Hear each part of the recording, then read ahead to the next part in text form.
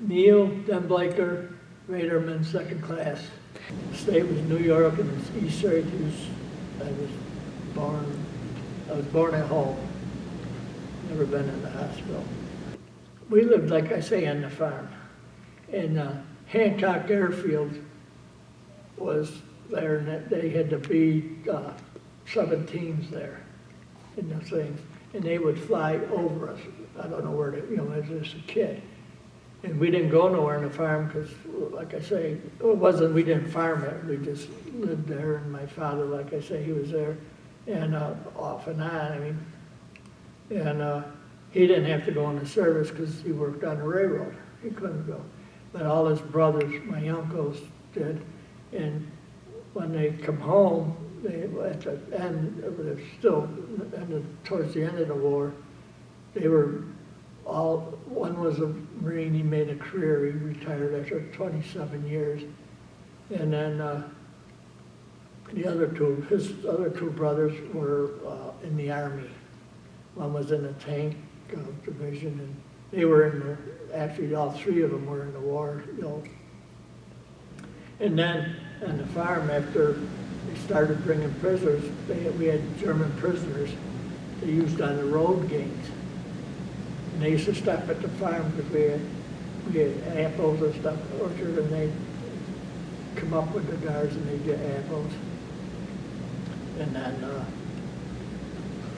like I say, when the war was over, we had big parties. And as just a little kid, my father played the drums in a band, and my uncles and then all played music. So they had big hold-downs, they would call it.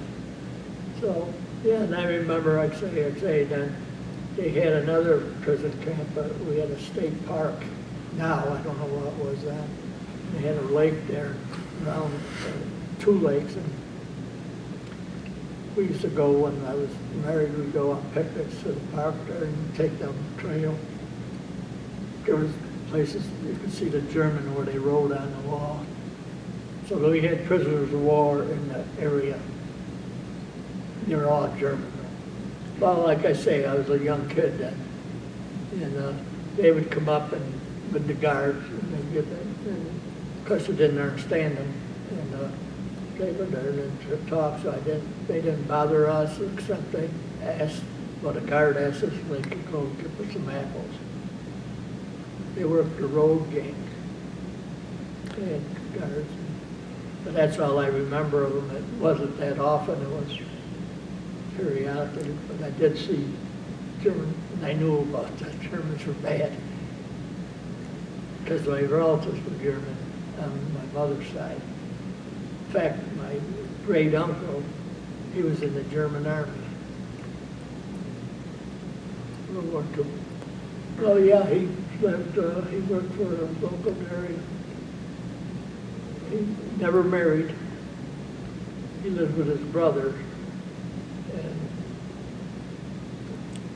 his wife, and their son is only 11 days younger than me. So, we were, on that side of the family, we were pretty close, but they were in the war. So, like I say, I was 6 years old or something like that when the war was, and I remember when it was over, the celebrations and that. Well, I'm the oldest of 12 children. We lived in, my mother and father actually were very young. In fact, I think my mother was only 18 years older than me. They used to call me brother because I was really young looking. And my father worked on the railroad. He was never home. He was on call. He was a brakeman, and then eventually become a conductor. So he'd be on call, and on days they'd call him, and he'd go to work, and he might be stuck in Buffalo for 2-3 days before he'd get back home. And we had a big farm that my great-grandfather owned, and we lived there. And so I spent all my childhood there. And then my grandfather died in the village of East Syracuse, which was only about 2 miles from where we were. And so I went to school. Finally, I started out in a one-room schoolhouse. Then we went to, finished elementary school, and then I went on to the high school, graduated. And that's when like I say, I had to go into service, really didn't have no choice.